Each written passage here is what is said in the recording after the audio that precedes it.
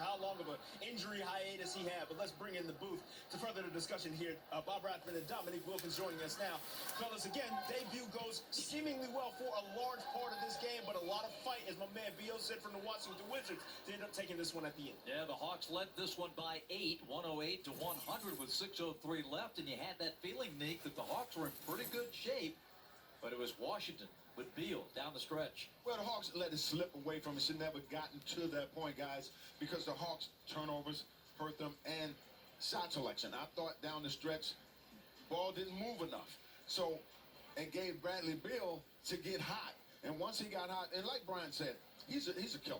He's a guy that's 6'5", 6'6", who can score inside, outside, and has a beautiful jump shot. But whenever you get a great score going, man, it's hard to turn him off. Yes, it is. And then he had a little support from Kuzma, just enough to put the Wizards over the top coming down the stretch. We want to show you that last play of the game. And I'll tell you, we're so spoiled with Trey. He has that knack for hitting the buzzer beaters. Nick, what did you see on this second opportunity? Well, you see this opportunity right there, that's shots that he normally can hit and will hit, and then he gets a second crack of almost the same distance, and that thing went in and out. You know, but I look at that, and you got two good looks, you got what you wanted, but just couldn't, make him stay down. But I thought on the other end, defensively, they just couldn't find a way to stop Bradley Beal. Bradley Beal was just unstoppable, and I thought that the Hawks didn't make them move enough defensively that last 4 or 5 minutes. And too many points for Washington second half. 67, that's a lot to give up. And the new coach got an eyeful tonight of what the challenges are for the Hawks defensively and offensively. And, Quinn took it all in, no doubt about it. Yeah, and that's an experience for any coach that's coming in a situation with 21 games to go.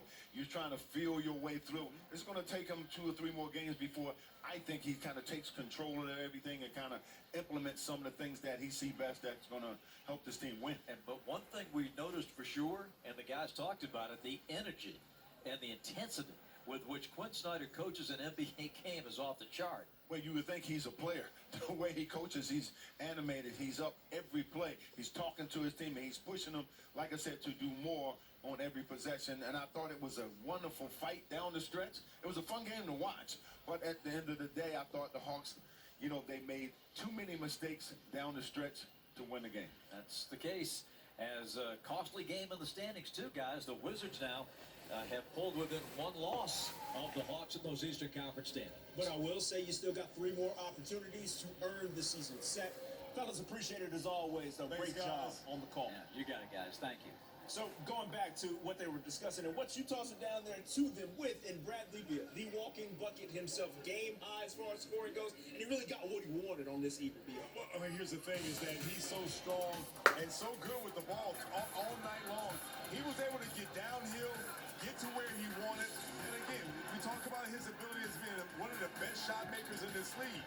You talked about it earlier, the fact that he's been on a little bit of a hiatus with the injuries, but when you saw him get going, Hawks didn't have anybody out there that could stop him from getting where he wanted because he's strong and athletic enough to be able to finish around the rim. And then also he had some help from Kyle Kuzma. I thought Kuzma at the beginning of the game, Hawks couldn't really even stop him in the first quarter because of his ability to be able to get downhill. He's strong, he's wiry, athletic enough to get to the cup. He had 28. There were times where he had really good runs, and even in that stretch where the Hawks were trying to break this thing wide open, it was Kyle Kuzma, I thought, in that third quarter that was able to keep Washington close to it. And when you look at both of those guys being able to score and combine for 65 points, and how Bob and Nick talked about it in the second half, giving up too much as far as 60-plus, that's a lot for the Hawks to overcome. It's a lot. And even if Washington didn't have anybody scoring anywhere else, that is still so much to overcome, especially from 2 cats doing.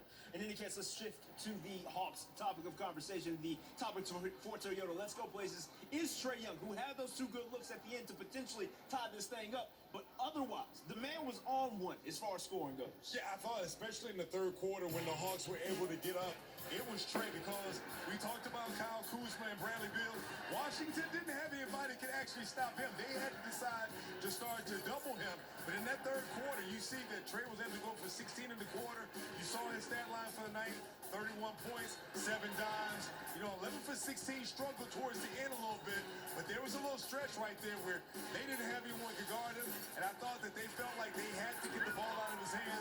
you saw them start to double him, and that was one of the things that for a Washington team that understood that they were going to try to force someone else to beat them. Neek talked about the ball movement kind of got a little stagnant. Hawks didn't touch the paint as much, but Trey had a solid night with 31 points. You finished the game with 21 assists as a team, again, just short of that mark that they like to hit typically on a nightly basis at 25. In any case, we're just getting rolling on here with your post-game coverage of Hawks Live. Dean,